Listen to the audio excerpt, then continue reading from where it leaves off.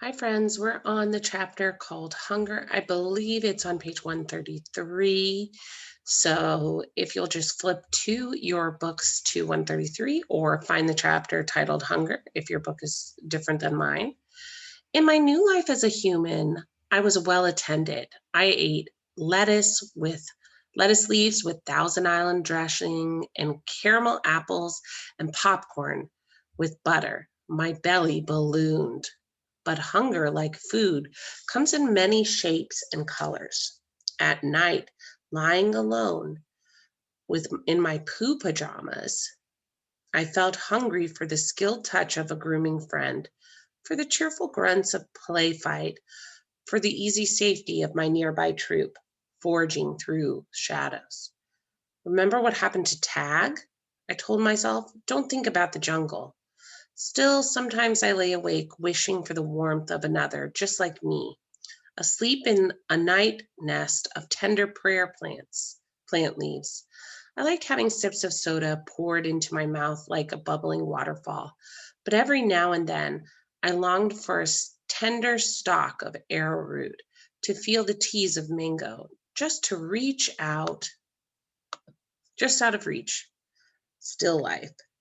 One day, Helen came home with something large and flat and wrapped in brown paper. Look what I bought today, she said excitedly as she tore off the paper. A painting to go over the living room couch. Fruit in a bowl, Max said with a shrug. Big deal. This is fine art. It's called Still Life, Helen explained, and I think it's lovely. I dashed over to examine the painting, marveling at the colors and shapes. See, said Max's wife. Ivan likes it. Ivan likes to roll up poop and throw it at squirrels, Max said. I couldn't take my eyes off the apples and bananas and grapes in the picture. They look so real, so inviting, so edible. I reached out to touch a grape, and Helen slapped my hand. Bad boy, Ivan. Don't touch. She jerked her thumb at Mac. Honey, go get a hammer and a nail, would ya? While Mac and Helen were busy in the living room, I wandered into the kitchen. A cake covered in thick chocolate frosting sat on the counter. I like cake. I love it, in fact. But it wasn't eating I was thinking about. It was painting. The frosting peaked and dipped like waves on a tiny pond. It looked rich, gooey, dark, and smooth. It looked like mud. I scooped a handful of frosting. I scooped another. I headed to the refrigerator door. It was perfect, an empty white waiting canvas. The frosting wasn't as easy to work with as jungle mud. It was stickier and, of course, more tempting to eat. But I kept at it. I scraped off every last bit of that frosting. I may have eaten a little cake, too. I don't remember what I was trying to paint. A banana, most likely. I suppose I knew I was going to get in trouble. But at that moment, I just didn't care. I just wanted to make something, anything, the way I used to. I wanted to be an artist again. Punishment. I soon learned that humans can screech even louder than monkeys. After that, I was never allowed in the kitchen. Babies. Back in those days, the Big Top Mall was smaller. It had a pony ride, a wooden train that bustled around the parking lot, a few bedraggled parrots, and a surly spider monkey. But when brought me, a baby gorilla dressed in a crisp tuxedo, to the mall, everything changed. People came far and wide to have their pictures taken with me. They brought me blocks and a toy guitar. They held me in their laps. Once, I even held a baby in mine. She was small and slippery. Bubbles flowed from her lips. She squeezed my fingers. Her rear was puffy with padding. Her legs bowed like bent twigs. I made a face. She made a face. I grunted. She grunted. I was so afraid that she would fall that I squeezed her tightly, and her mother yanked her away. I wonder if my mother ever worried about dropping us. We always held on, but that's easier to do when your mother is furry. Human babies are an ugly lot, but their eyes are like our baby eyes, too big for their faces and for the world. Beds. One day, after many weeks of loud talking, Helen packed a bag and slammed the front door and never came back. I don't know why. Never know why of humans. That night I slept with Mac in his bed. My old nests were woven leaves and sticks and shaped like his bathtub, cool green cocoons. Mac's bed, like mine, was flat, hot, without sticks or stars. Still, he made a sleeping sound like the rumble my father used to make when all was well, a sound from deep inside his belly. My place. Mac grew sullen and I grew bigger, became what I was meant to be, too large for chairs, too strong for hugs, too big for human life. I tried to stay calm, to move on with dignity. I did my best to eat daintily, but human ways are hard to learn, especially when you're not a human. When I saw my new domain, I was thrilled. Wouldn't have been. It had no furniture to break, no glasses to smash, no toilets to drop Mac's keys into. It even had a tire swing. I was relieved to have my own place. Somehow, I didn't realize I'd be here quite so long. Now I drink Pepsi, eat old apples, watch reruns on TV. But many days I forget what I am supposed to be. Am I a human? Am I a gorilla? Humans have so many words, more than we truly need. Still, they have no name for what I am. 9,876 days. Ruby is finally asleep. I watch her chest rise and fall. Bob, too, is snoring, but my mind is still racing. For perhaps the first time ever, I've been remembering. It's an odd story to remember, I have to admit. My story has a strange shape, a stunted beginning, an endless middle. I've counted all the days I've lived with humans. Gorillas count as well as anyone, although it's not particularly useful skill to have in the wild. I've forgotten so many things, and yet I always know precisely how many days I've been in my domain.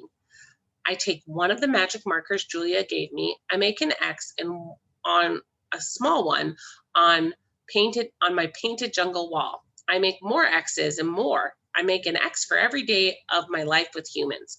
My marks look like this, and they have the picture of the X's. The rest of the night, I mark the days, and when I am done, my wall looks like this, and so on, until there are 9,876 X's marching across my wall like a parade of ugly insects. A visit. It's almost morning when I hear steps. It's Mac. He has a sharp smell. He weaves as he walks. He stands next to my domain. His eyes are red. He is staring out the window at the empty parking lot. Ivan, my man, he mumbles. Ivan. He presses his forehead against the glass. We've been through a lot, you and me. A new beginning. We don't see Mac for 2 days, and when he returns, he doesn't talk to Stella. Mac says he is anxious to teach Ruby some tricks. He says the billboard is bringing in more visitors. He says it's time for a new beginning. All afternoon and into the evening, Mac works with Ruby. Ruby's feet are looped with rope so that she cannot run. A heavy chain hangs off her neck. Mac shows her Stella's ball, her pedestal, her stool.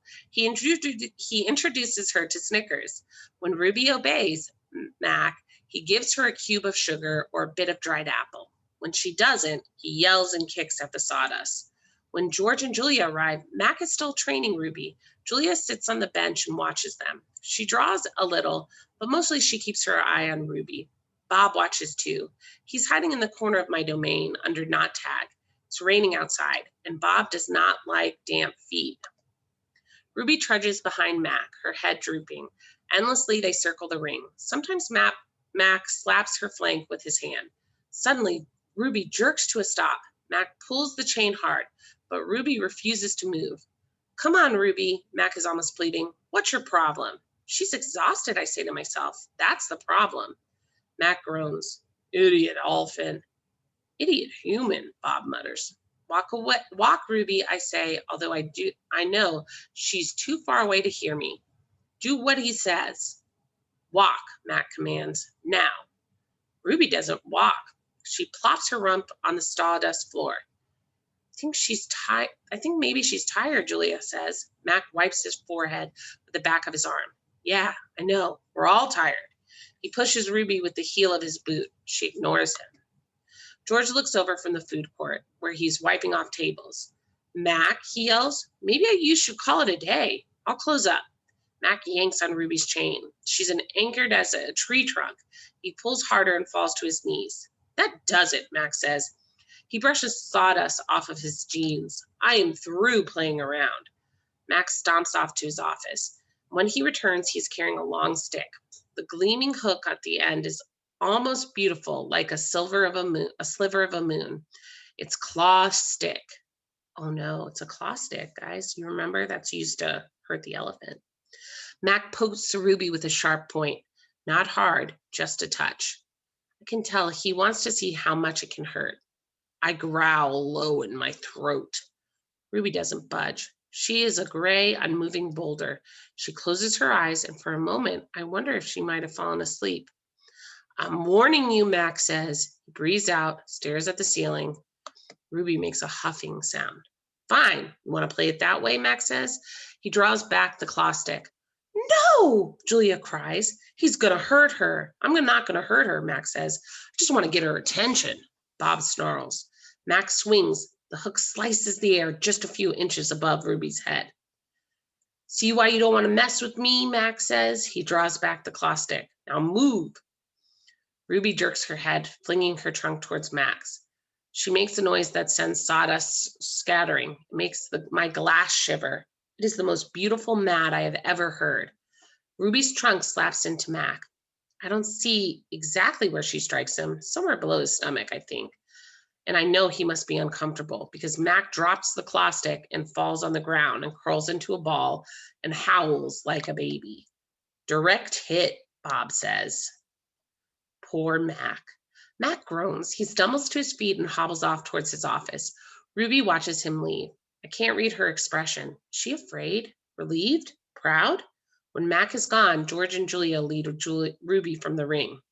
It's okay, baby. It's okay, Julia says, we're stroking Ruby's head. They settle Ruby in her domain and make sure she has fresh water and food. Before long, Ruby's dozing. Dad, Julia asks as George locks Ruby's iron door. Do you think Mac would ever hurt Ruby? I don't think so, George says. At least I hope not. Maybe we should call someone. George scratches his chin. I wish I could help Ruby, but I don't know how. I mean, who would I call? The elephant cops? Besides, George looks down. I need this job, Jules. We need this job. Mom, the doctor bills? He kisses the top of Julia's head. Back to work, you and me both. Julia sighs and reaches for her backpack.